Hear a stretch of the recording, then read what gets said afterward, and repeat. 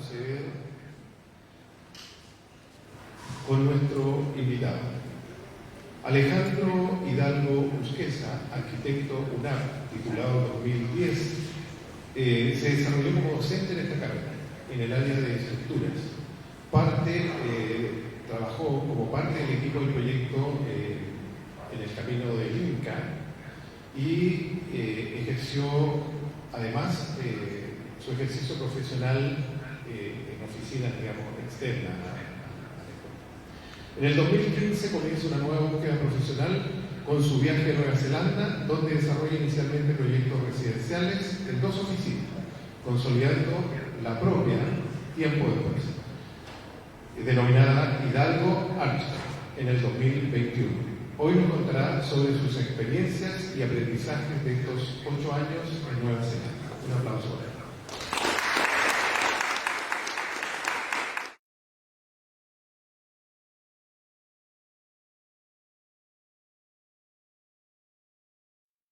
Vamos a levantar el... subir el volumen. Ya. ¿Ahora sí se escucha bien? Espera. ¿Ahora? A ver, ¿ahora me escuchan bien? Eso sí que es el máximo. ¿Se escucha bien por atrás a la gente? Ahora. A ver. Ustedes me avisan si se escucha bien o no. Sí, ya. Okay. Ya, perfecto. Primero, muchas gracias por su tiempo. Gracias a la directora de carrera, gracias a los queridos profesores que me han invitado. Gracias por esta oportunidad de poder compartir mi experiencia acá en el extranjero. Y primero quisiera saludarlos en el idioma oficial de Nueva Zelanda, que es el te reo maori. Voy a comenzar la presentación.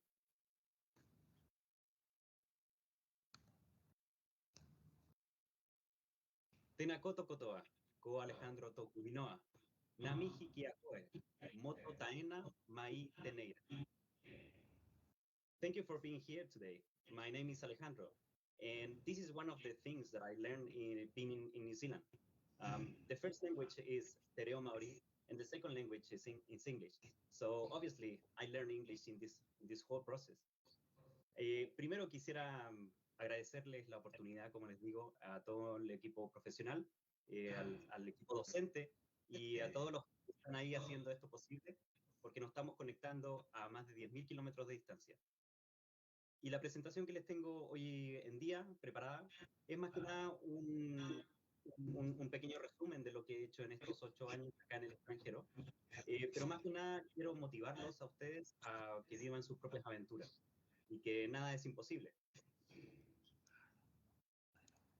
Y quiero comenzar con esta imagen que representa el koru. El koru en la cultura maorí representa una nueva vida, un crecimiento, fortaleza y paz. Y el koru es este espiral que ven aquí, que es el nacimiento de una nueva hoja, de un helecho. Que los helechos gigantes acá son una cosa bastante común. Y más que nada, como les digo, mi historia es un pequeño resumen de estos 8 años.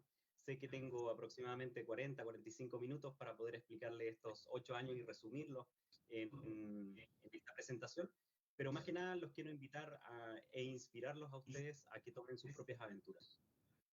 Como bien me presentaron, soy arquitecto titulado de la Universidad Arturo Prat, con mucho orgullo, debo decir con mucho orgullo. Ingresé el año 2005, egresé el 2010 y entre tanto en mi formación académica, profesor Pablo González, en ese tiempo profesor de estructura, me dio la oportunidad de hacer ayudantías y empecé en este mundo de la docencia, donde de ser ayudante finalmente después empecé a ser profesor. Fui profesor de física, fui profesor de estructura 1, 2, 3 y 4.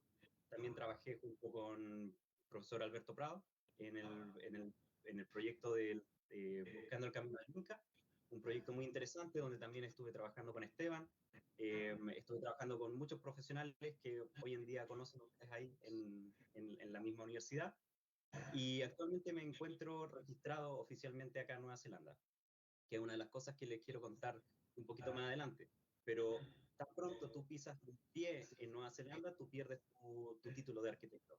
No importa si tú eres un arquitecto allá en Chile, pero tan pronto llegas a Nueva Zelanda y no puedes llamarte arquitecto a menos que estés registrado en esta institución.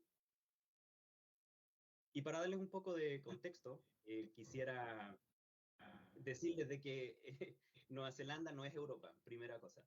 Muchos de los amigos con los que conversé, incluso familiares, me decían si había visitado París, si había visitado, no sé, Italia. Pero primera cosa, no estamos ubicados en Europa. Nueva Zelanda está muy cerca de Australia. Estamos aproximadamente a unos 10.000 kilómetros de distancia entre Iquique y Nueva Zelanda. Y el único vuelo que nos conecta es a través de Santiago, que es un vuelo de 12 horas vía LATAM. Y quizás algunos conocen a los famosos maoríes, conocen el haka, y entienden de que Nueva Zelanda es un poco esto. Los maoríes son las tribus originales que llegaron en canoas desde la Polinesia, así como cuando llegaron... Te ¿Sí? interrumpo un segundo, no están avanzando las diapositivas. Así que está... ¿No? ¿No avanzan? No, se está en la primera. Ah, qué raro. A ver. Ahí sí. ¿Y si las avanzo ahí? Ahí sí. Bueno, las mantengo así. Como le decía, estamos así de lejos, desde Chile, y quizá algunos de ustedes conocen a Nueva Zelanda a través de los maorí, a través de esta danza de guerra que es el haka, y los maorí son, como les decía, la tribu original que llegó en canoas desde la Polinesia. Algunos pensarán de que Nueva Zelanda es esto, es el rugby, los famosos All Blacks.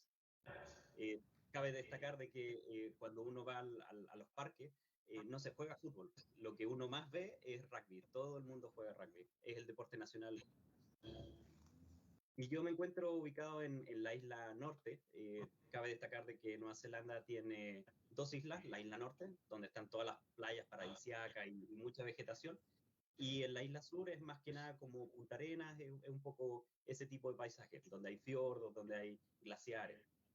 Yo estoy ubicado en la ciudad de Auckland. Auckland no es la capital de Nueva Zelanda, pero sí es la capital económica. Es la ciudad más grande con aproximadamente 1,5 millones de personas.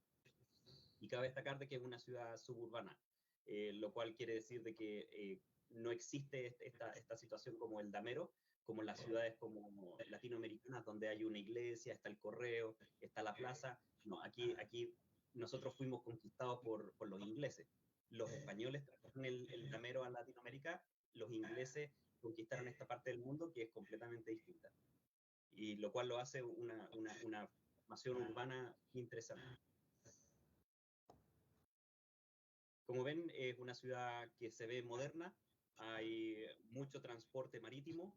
Si tú quieres llegar de un lado a otro, tomas un ferry, que es un transporte marítimo, es como un bote de pasajeros, y llegas a la isla del frente o te vas moviendo entre las islas.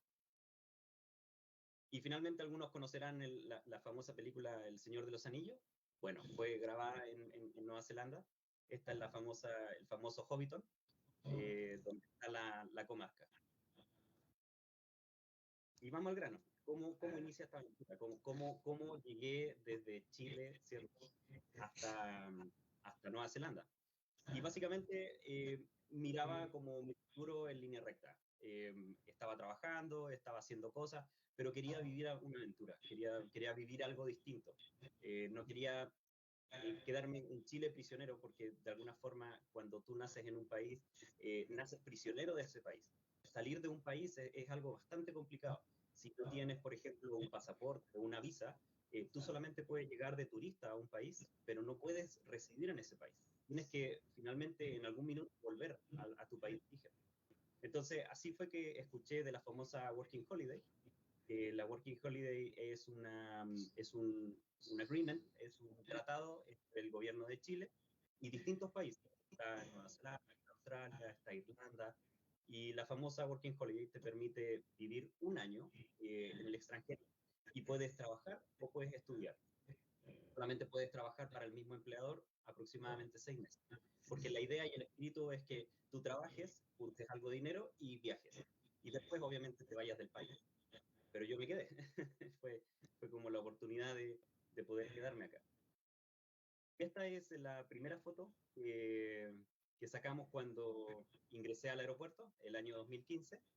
Conocí a un chileno y a un argentino que me hice amigo inmediatamente de ellos en el avión.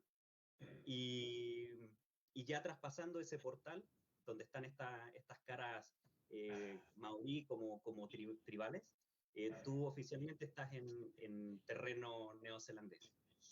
De ahí pasas inmigración, te aceptan la visa y finalmente tú ya estás en terreno neozelandés. Y así fue como salí del aeropuerto, inmediatamente llegué a esta torre china, que es el famoso Choice Backpacker, es un hostel en donde aprendí y aprendí cosas nuevas. Aprendí a vivir con 10 personas en una sola habitación. Aprendí a conocer muchas culturas, porque Nueva Zelanda es un país multicultural, donde tienes gente de todas partes del mundo, y obviamente muchos idiomas también. Aprendí a reconocer a los asiáticos. Dicen de que cuando ya reconoces la diferencia entre un japonés, un chino, un malayo, un filipino, es como que ya estás a otro nivel. Así que tuve muchos amigos de India, México, italianos, alemanes. Estuve viviendo en este hostel aproximadamente unos 3, 4 meses. De hecho, esa bandera que ven ahí fue como esta bandera donde me iban firmando todas las personas especiales que iba conociendo, los amigos. Y finalmente esa bandera todavía la tengo en una cajita, está llena de firmas. Y fui aprendiendo a salir de mi comodidad, porque obviamente yo estaba muy cómodo en Chile y de repente llego a este lugar medio caótico en donde aprendí nuevas cosas. Y al cabo de un mes aproximadamente, porque yo me vine acá a Nueva Zelanda con el propósito de viajar, yo quería dármelas de mochilero, no pude hacer esa aventura allá en Chile. Y mientras de repente mis amigos empezaban a desesperar porque tan pronto llegas a Nueva Zelanda empiezas a gastar dinero porque es un país muy caro. Yo de alguna forma como que me di un tiempo, aproximadamente un mes, como para poder aprender sobre la cultura, aprender sobre las leyes, cómo eran los tipos de trabajo, aprender un poco de inglés, porque si bien llegué con algo de inglés, para mí no era suficiente. Me di como ese mes, en donde viajé y estuve recorriendo. Y finalmente tiré como 3 currículums a una empresa. Y de repente me llega una llamada de una empresa a la cual no había dado el currículum. Parece que se habían dado el contacto entre una empresa y la otra. Y de repente me dice André, el director de esta empresa, que se llama Architects, me dice si quería hacer una prueba para ver mis habilidades y todo. Y la cosa es que me dice, ¿puedes venir la próxima semana? Yo le digo, estoy disponible ahora, si quieres puedo ir mañana. Y me dice, ya, bueno, mañana. Al día siguiente, obviamente me probó, pero igual fui estratégico, fui astuto, porque visité la página web, averigüé todo lo que respecta a mi empleador, a Andrés, conocí quién era en Internet, vi la página web, entendí cómo era el diseño arquitectónico de su estilo arquitectónico. También como que me empapé en lo que estaban haciendo, los proyectos que hacían. Entonces me fui como un empleado más de arquitecto. Y finalmente calcé tan bien que él me dijo, ya, perfecto, todo bien, te vamos a llamar. Típica, te vamos a llamar. Y pasó una semana y media, en donde no me llamaron y como ya estaba empezando a hacer calor, yo pesqué mi patineta, mi longboard, porque practico longboard, y paseando por la ciudad, pasé por fuera de la oficina. Y bueno, se imaginarán que yo estaba con short, estaba con una sudadera, no andaba con esta chaquetita que aparece ahí en la imagen. Y simplemente subí a la oficina porque quedaba en un segundo piso y como que quedaron impactados, como que me vieron y no me habían llamado, pero me vieron y como que esa actitud fue, yo creo, lo que hizo que él me dejara trabajando en la oficina. Vio mi actitud de querer trabajar, querer aprender, y obviamente supo que yo había visto parte de la página web y me había empapado de lo que ellos estaban haciendo. Entonces, como que le agradezco un poco la oportunidad a la actitud. Y debo decir también de que no presenté ningún título profesional, simplemente demostré lo que sabía hacer y lo hice bien. Y con eso pude postularme a mi visa de trabajo, salté de la Working Holiday, que es la visa de turista y trabajo, pasé a una Work Visa, que es la imagen que dice ahí. Y bueno, en esta empresa me contrataron como Architectural Technician o Architectural Assistant. Y me tocó hacer de todo. Me tocó desde servir el agua en las reuniones, hasta contestar el teléfono, hasta entregar documentación en el municipio, de todo. Lo que hace entre una secretaria y un arquitecto. Porque claramente no podía llamarme arquitecto, porque el título de arquitecto está protegido por ley, que lo voy a explicar un poco más adelante. Así que lo único que yo podía hacer era como un recién graduado, o sea, como si me hubiese titulado prácticamente ayer. Y tuve la oportunidad de entrar a Architects, que es una oficina famosa a nivel nacional y también a nivel internacional. Y la pueden googlear.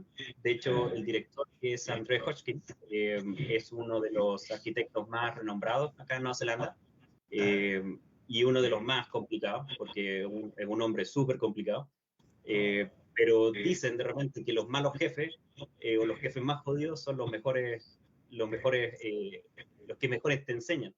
Y creo que eso fue cierto, porque de alguna manera aprendí muchísimo con él. Y él es catalogado como el artesano de Nueva Zelanda en la arquitectura, y el padre del prefab, o el padre del prefabricado. Todo lo que era esta arquitectura modular que hoy en día se conoce, él la venía haciendo desde el año 85, del año 90. Hoy en día Andrés tiene como 70 años, ya tiene una trayectoria, pero aprendí muchísimo de él. Este fue básicamente el primer proyecto que me tocó hacer. Fue un proyecto en pendiente, ¿cierto? En donde yo ya sabía más o menos las formas geométricas que él ocupaba, y con este proyecto me quedé en la oficina. Fue como mi carta de presentación. No lo podían resolver y de alguna forma yo propuse algunas terrazas, algunas cosas, y como que le gustó, y esa fue la oportunidad en la que yo me pude quedar. A lo largo del tiempo, obviamente, empezamos a ver proyectos más complejos, empecé a tomar más responsabilidades, y en este proyecto que es Rex Street, vimos, por ejemplo, casas sociales. Este es el nivel de casa social que se maneja allá en Nueva Zelanda, en donde la oficina de Andrés, que es la oficina de Architects, tenía un convenio con Housing New Zealand. Housing New Zealand es la institución que maneja todas las casas sociales. Entonces, nos llegaban muchos proyectos de casas sociales. También estuvimos viendo proyectos un poco más lujosos, proyectos residenciales, de complejos residenciales, donde, como les decía, a mí me tocó desde servir el agua y el café en las reuniones, hasta contestar llamadas de teléfono, hasta hacer planimetría, hacer los renders. Y básicamente estaba más enfocado en todo lo que era volumetría, planimetría y render, que eran las presentaciones. Este proyecto es interesante porque de alguna forma, como tiene mucha experiencia en temas modulares, tú básicamente moviendo unas cuantas paredes, haces que un departamento se transforme en un departamento de 2 habitaciones, 3 habitaciones, solamente moviendo unas cuantas paredes. Y de hecho este proyecto fue bastante mencionado a nivel nacional. Y por ejemplo, selecciono algunos, vimos muchísimos proyectos, pero Andrés es una persona experta, yo diría, en la morfología. Él, por ejemplo, estudia mucho la morfología del edificio y la respuesta arquitectónica que eso entrega a la misma calidad del espacio.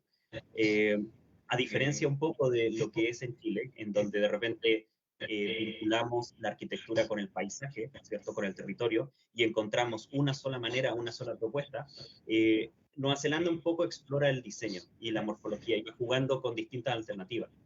De hecho, cabe mencionar de que usualmente a los clientes se les entrega aproximadamente 3 opciones.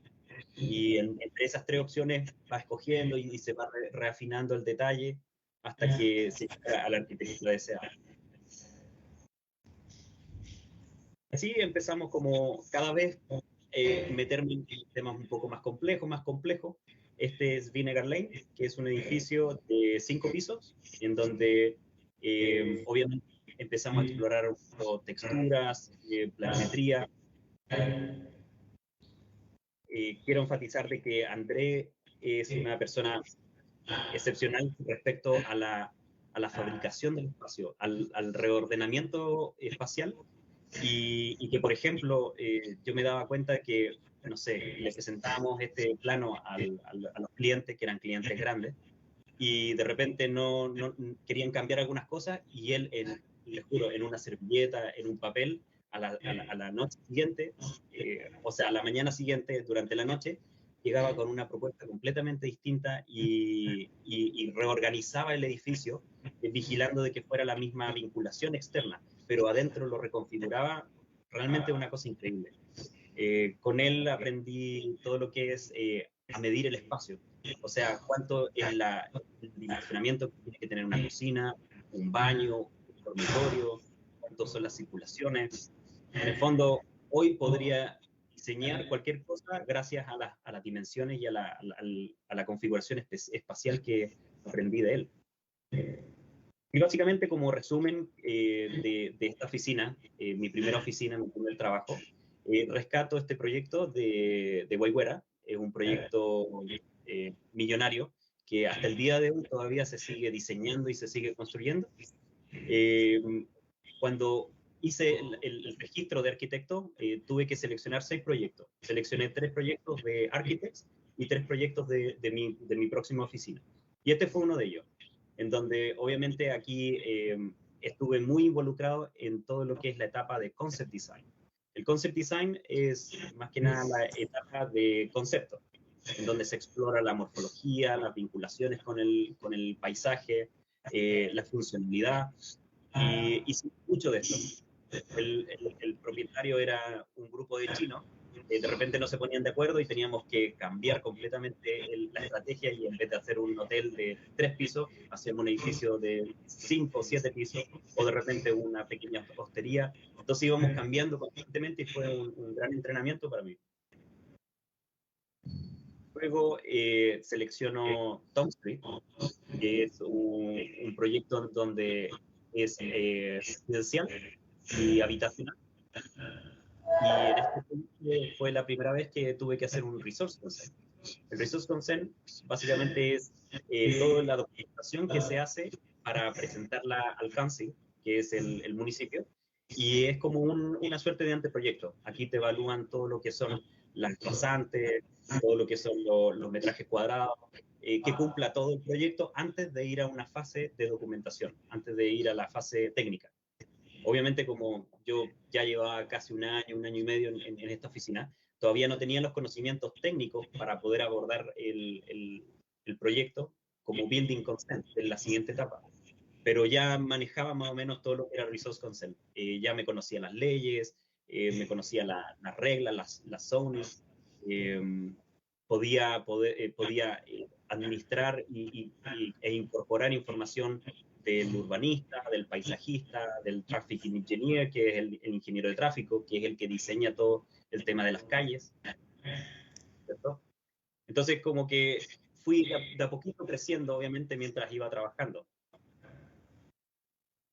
Finalmente, este es el tercer proyecto que seleccioné, que es Apex. Este proyecto fue la primera vez que di el salto desde tomar el proyecto desde el concepto de diseño, ¿cierto? Y desde resource consent, que es la etapa como de documentación, pre-documentation. Fue el primer proyecto en donde empecé a hacer ya temas técnicos. O sea, tenía que vigilar que las caídas de agua lluvia sean acorde de la norma, que los detalles constructivos estuvieran de acuerdo al Building Code, que es el código de construcción, algo así como la OGU. Pero honestamente yo diría que la OGU es el 20% de lo que realmente es las normas de Nueva Zelanda. Hay tanta y tanta norma que uno tiene que seguir y tiene que aprender, que hace prácticamente imposible saberse todo. O sea, es un crecimiento constante, un crecimiento profesional constante. Básicamente vi casi todos estos proyectos en mi estadía con Architect, aproximadamente un año, estuve casi 2 años con ellos, y de ahí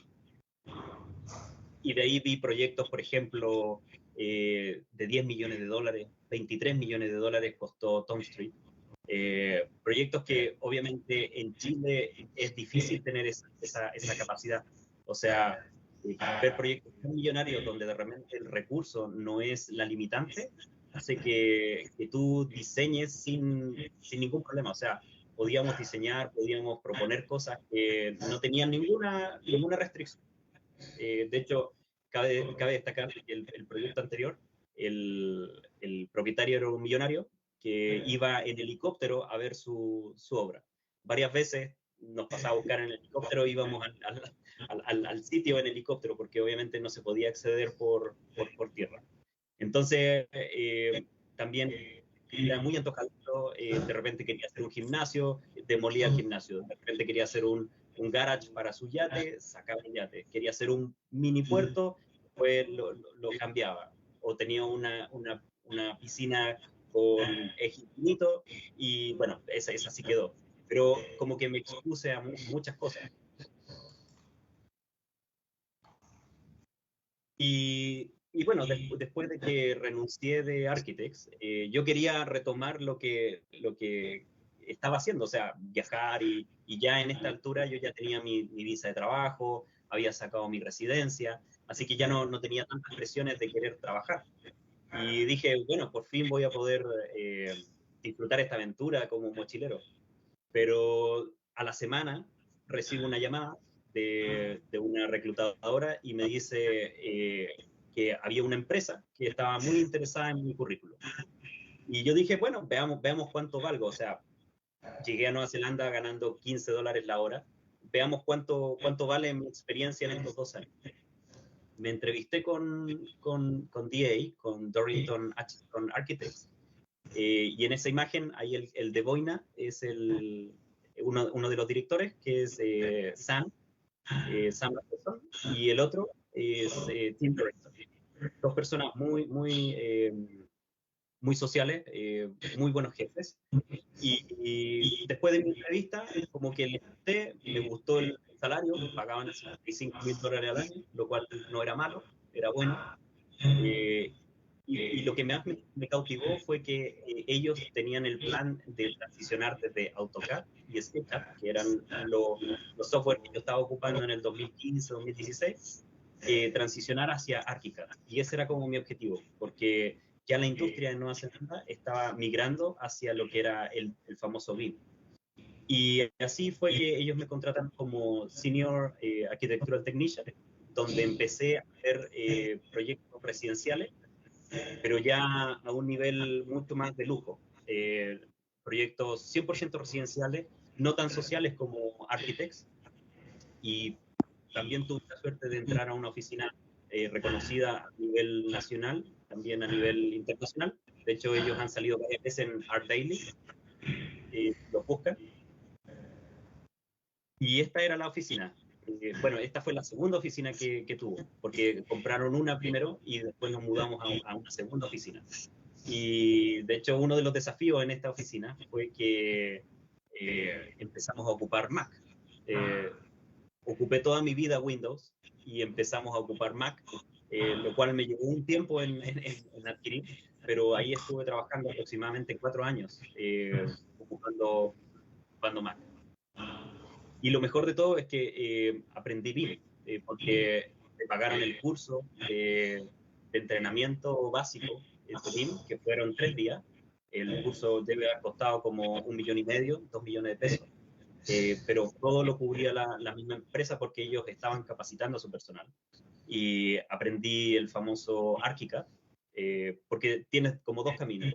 Si te gusta lo comercial y lo industrial, y usualmente te vas a Revit, y si te gusta más lo residencial y lo que sería residencial de lujo, te vas a ArchiCAD. Entonces, la empresa obviamente hacía arquitectura residencial de lujo, escogimos ArchiCAD, y en ese software me empecé a entrenar. Y este es como el nivel arquitectónico que ellos hacen. Estuvimos trabajando en distintos proyectos habitacionales como este nivel, y los proyectos residenciales tienen niveles. Entre más lujoso, más alto es el nivel. Entre comillas, ellos están enfocados 100% en Residential Level 5, que es residencial nivel 5. Obviamente, como es más de lujo, necesitas proveer una mayor cantidad de planos. Por ejemplo, hacer una casa así en Chile probablemente tome 20 planos hacer, pero acá en Nueva Zelanda una casa así tiene 120 planos, en donde cada detalle es bien estudiado. Y tuve la oportunidad de meterme justamente en eso, en lo que yo estaba aprendiendo en Architects, en todo el área técnica. Así entré en esta empresa, Dorrington Hutchison Architects, donde ellos también se dedicaban al interior design, al diseño de interiores. Nada quedaba suelto, o sea, todo era diseñado, desde los muebles hasta las texturas, los materiales, y cada composición, cada juego de materiales, la madera con la piedra, el negro con el blanco, todo se estudiaba. Las pinturas, todo se estudiaba. Otro proyecto interesante es Regina Street, que también me tocó hacer toda la documentación técnica. Y mi rol básicamente era hacer todos esos 120 planos estaban a cargo mío, en donde empecé a ya vincularme con el ingeniero, me vinculaba con el Fire Engineer, con el Geotech Report. El Geotech Report es un reporte geotécnico, con eso diseñaba las fundaciones. También me entregaban los proveedores las cotizaciones de las ventanas, yo veía si eso era de acuerdo a la normativa, etcétera. Como que me expuse a todo un tema técnico y un tema estético bastante peculiar. Y otro proyecto también que selecciono, que fue Five, fue un proyecto en donde pude empezar ya a lidiar con clientes. Cabe destacar de que mi posición como Senior Technician estaba acompañada del famoso Project Lead. El Project Lead es como el líder de proyecto. El líder de proyecto es más de bla bla, es el que habla con el cliente, el que de alguna forma ve cosas de diseño, y el technician es el que se relaciona con todo el cuerpo técnico para hacer que el edificio finalmente se construya. Entonces yo estaba en esa área y todavía no avanzaba a ser Project Lead, porque obviamente limitaciones de idioma, probablemente no creían que yo fuera capaz, pero siempre quise avanzar a la siguiente etapa. Y este fue como el primer proyecto en donde empecé como a conversar un poco con los clientes, a estar presente en algunas reuniones sin decir nada, aunque sea estar presente. Este proyecto ganó varias menciones y ganó medallas.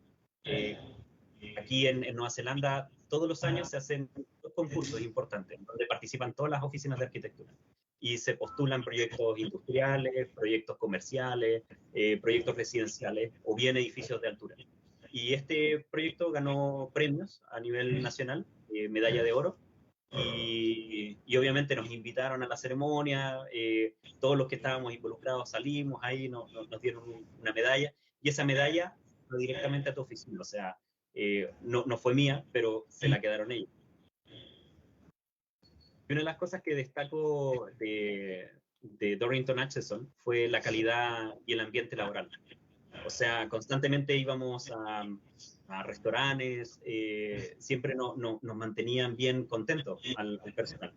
Y habían cerveza los viernes, teníamos la posibilidad de repente, ya que el jueves por la tarde o el viernes por la tarde, Los primeros que corrían al refrigerador a abrir una cerveza o un vino eran los jefes, y nos invitaban a todos a seguir trabajando, a comentar sobre cómo estuvo nuestra semana con una cerveza, con un vino, sin esa presión de que teníamos que responder, como que respondíamos porque queríamos trabajar, queríamos hacerlo bien.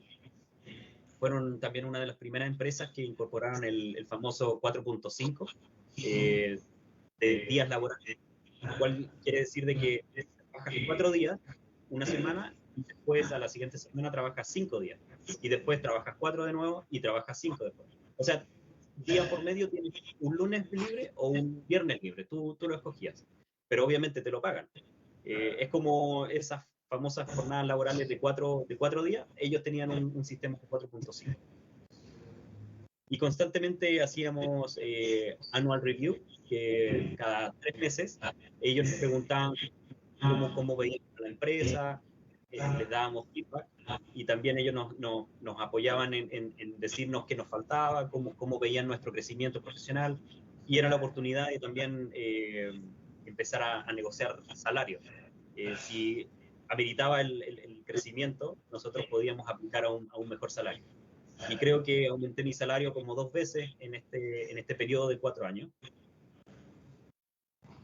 Y por suerte, Tim Dorrington tenía una casa en esta hermosa isla que se llama Waiheke, y todas las navidades íbamos a su casa. Esta es su pequeña y modesta casa, donde hacíamos las famosas fiestas navideñas, y ahí nos quedábamos 2 días aproximadamente, donde hablábamos de todo, hablábamos de arquitectura, íbamos a la playa, podíamos salir un poco de esto de la presión de que ellos eran mi jefe, yo era un empleado, y éramos todos colegas en estricto rigor. Y eso es una de las cosas que más rescato de mi paso por Torrington. Y para el registro de arquitectos, seleccioné este proyecto que fue Matacana, donde fue mi primer proyecto donde yo ya empecé a tomar un liderazgo, tanto técnico como de project lead.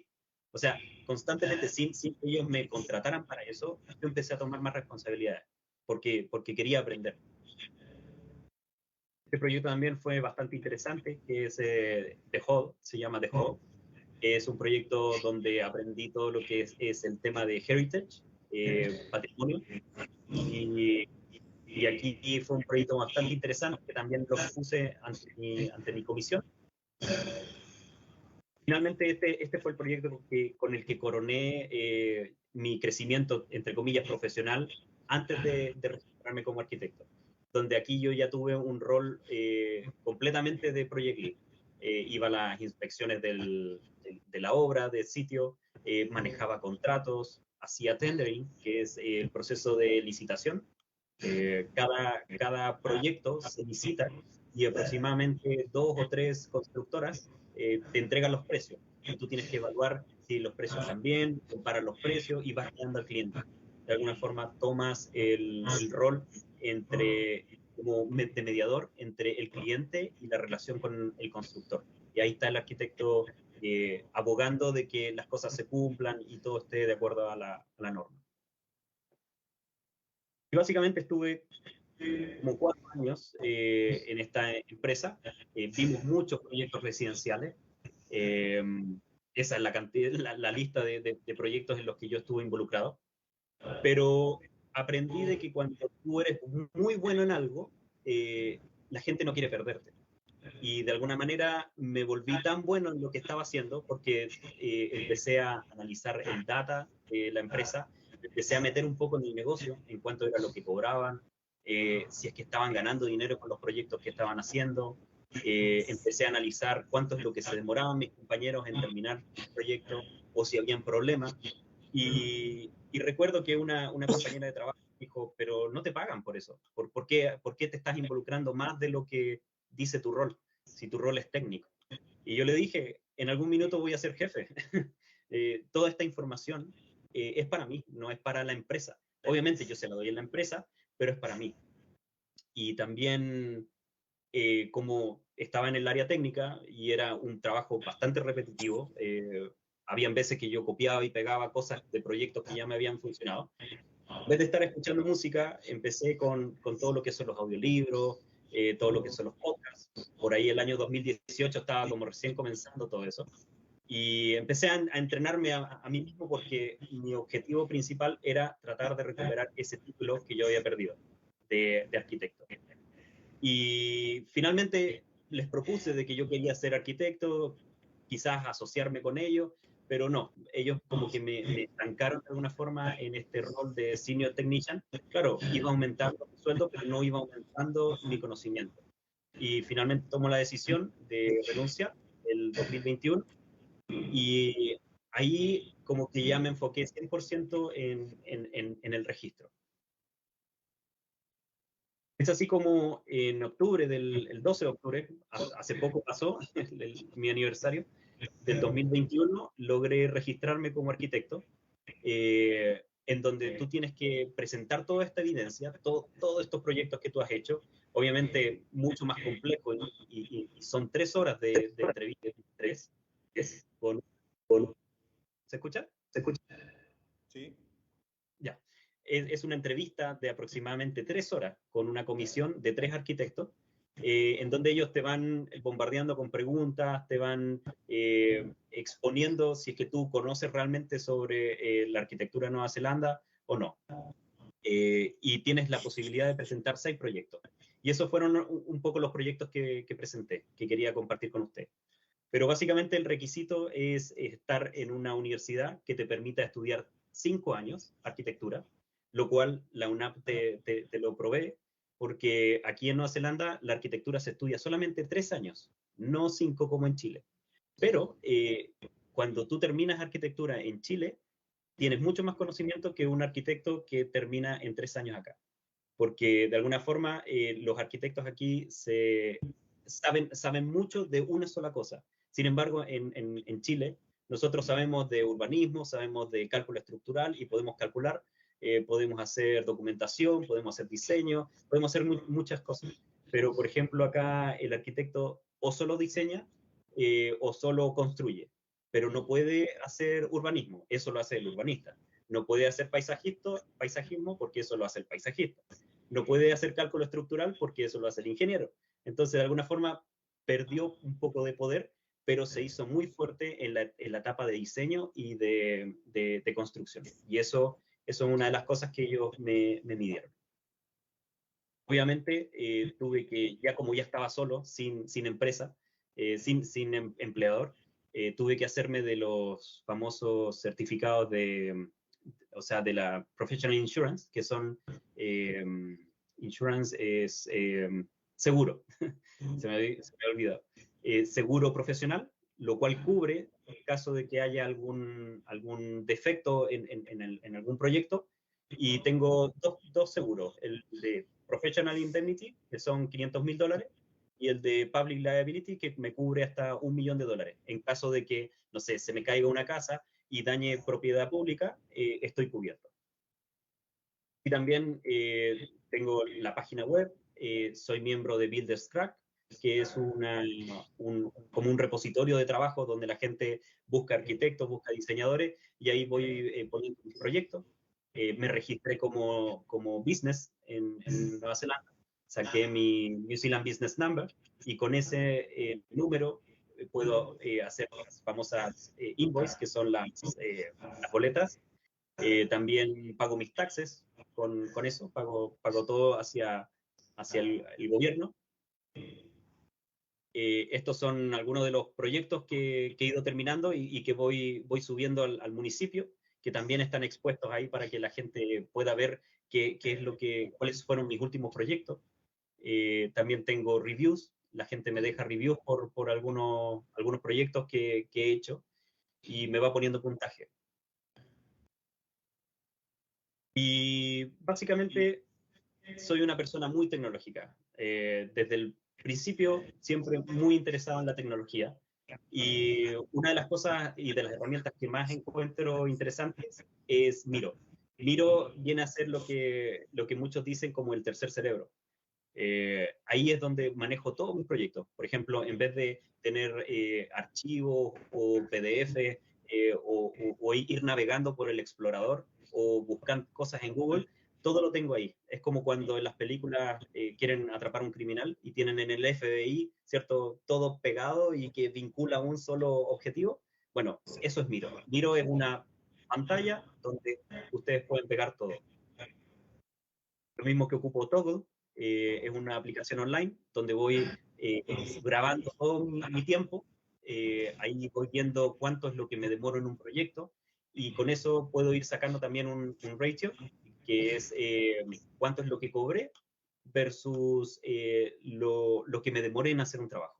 Entonces, es muy distinto cobrar $10.000 y demorarme 2 horas en cobrar esos $10.000 que cobrar $10.000 y demorarme 50 horas.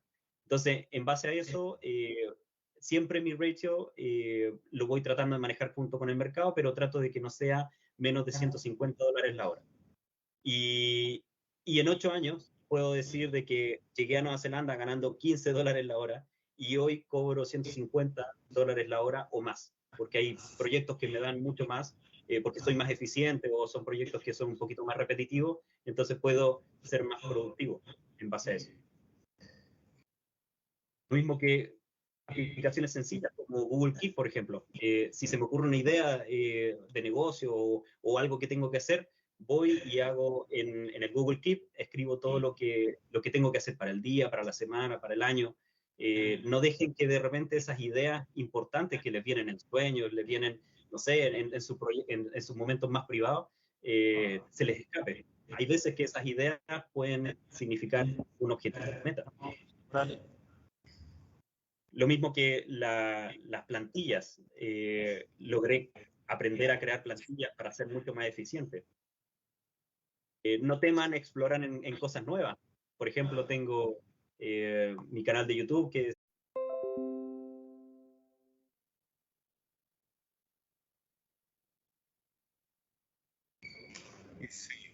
¿Aló?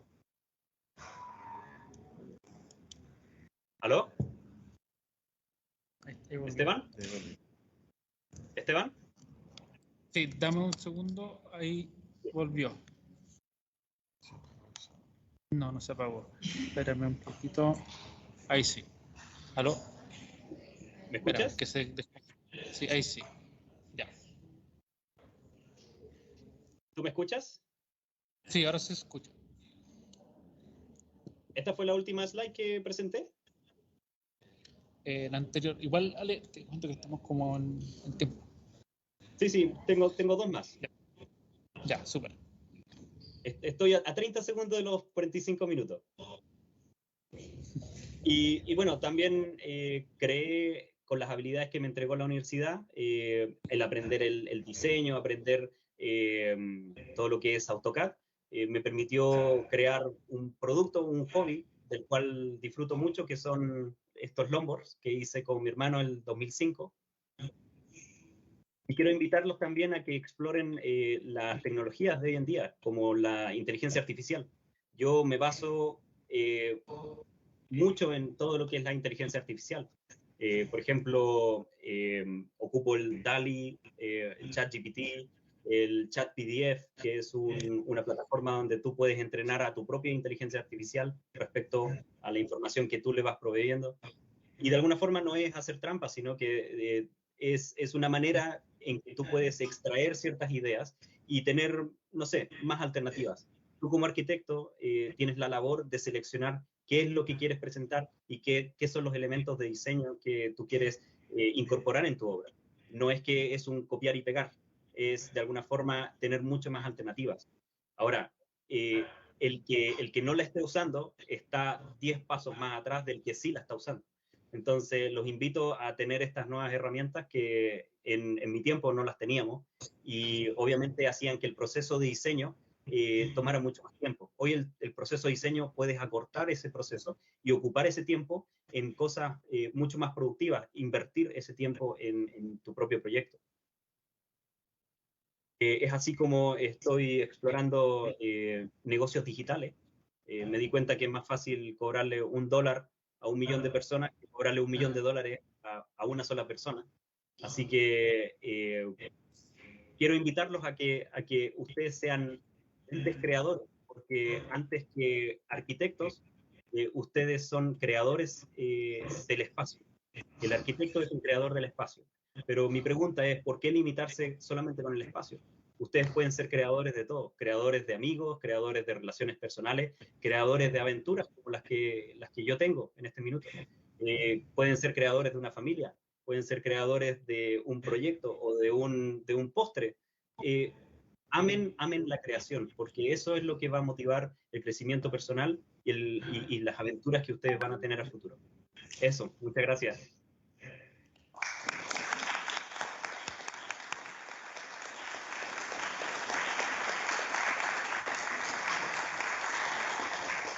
Agradecemos a Alejandro por su charla y a ver si alguien va a hacer alguna pregunta. ¿No? ¿No hay preguntas? ¿Sí?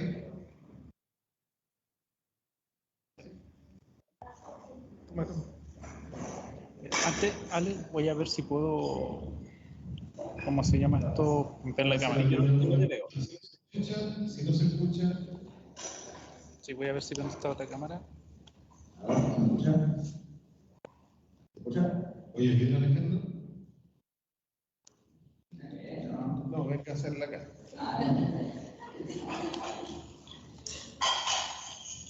Espérate, que puse la cámara acá. ¿Ves, Alejandro, mi cámara? Sí, ahora sí te veo. Ahora veo al público. ¿Se escucha? Sí, te escucho.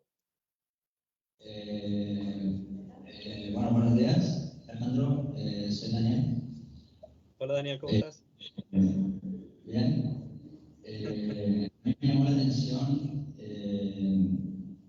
el cómo llegaste a obtener el sí por parte de la empresa. El acto que tuviste que hacer. Quizás se podría decir que fue un acto como rebelde, quizás, de ir contra el sistema. Y ¿por qué no decirlo riesgoso? Mi pregunta es el por qué decidiste hacer eso. ¿Iba con un objetivo claro? ¿Ese era el objetivo? Esa es la... Ya, mira.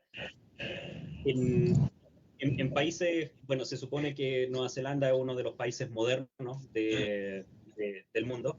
En países como estos, e incluso en otras partes del mundo, se está incorporando que los títulos profesionales como papel solamente ya no son válidos. El papel sí es válido de alguna forma porque le dice al mundo de que, bueno, tú eres algo, tú te convertiste en un profesional. Pero si ese papel tú no logras demostrarlo y no logras probar lo que estás haciendo, no sirve de nada. Entonces, debo decir de que en las dos empresas en las que yo estuve, nunca presenté mi título profesional, nunca. Nunca me lo pidieron tampoco. Lo que sí me pidieron fue una prueba. ¿Qué es lo que estás haciendo? Un portafolio, ¿cuál es tu experiencia anterior? Y se enfocaron en eso. Si es que yo iba a ser un buen fit, iba a ser un buen calce con lo que ellos andaban buscando, en vez de si yo venía de una universidad de prestigio o si yo tenía algún máster, no sé, alguna habilidad muy específica en algo. Si yo les servía y de repente veían que tenía ganas de aprender, ganas de crecer en la empresa y ganas de aportar el 100%, eso fue lo que ellos vieron en mí, más que leer mi currículum o más que leer el título de donde yo salí. Así que les digo, no necesitan salir de una gran universidad prestigiosa. Vean que la Universidad Arturo Prat les entrega las mismas habilidades que les está entregando cualquier otra universidad y la actitud de ustedes es la que los va a definir si es que logran un buen puesto de trabajo o logran una oportunidad. Solo la actitud. Gracias, Alejandro. ¿Alguien más? Ya. Alejandro, no sé qué hora es ya, pero me imagino que debe ser las 11 de la mañana, ¿sí? 10:30. 10:30, ya, perfecto. Bueno, te agradecemos la escuela, los estudiantes, los profesores y los asistentes por tu valioso aporte. Muchas gracias. De nada, Muchas gracias, gracias por la oportunidad.